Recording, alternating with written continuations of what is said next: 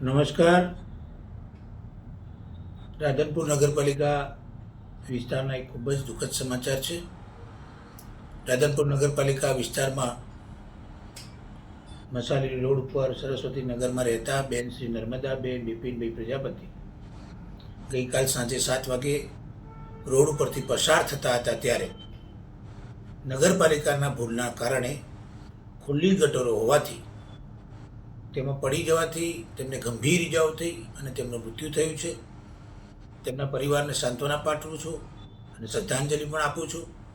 પરમ પરમાત્મા તેમના આત્માને મોક્ષ આપે તેવી પ્રાર્થના પણ કરું છું. અને સાથે સાથે ગુજરાતના મુખ્યમંત્રીશ્રીને મેં આજે પત્ર લખીને જાણ પણ કરી છે કે સરકારી ભૂલોના કારણે થયેલા મૃત્યુ માટે મુખ્યમંત્રી પોતાના રાહત ફંડમાંથી આ પરિવારને મદદરૂપ થાય અને આર્થિક સહાય તેમને મળી રહે તે માટે હું સરકારને મુખ્યમંત્રીશ્રીને પણ વિનંતી કરું છું.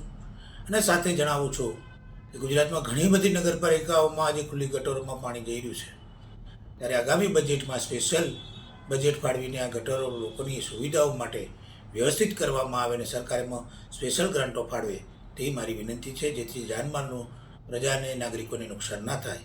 એ જ મારી વિનંતી છે. જય હિન્દ, જય ભારત, જય જય ગરવી ગુજરાત.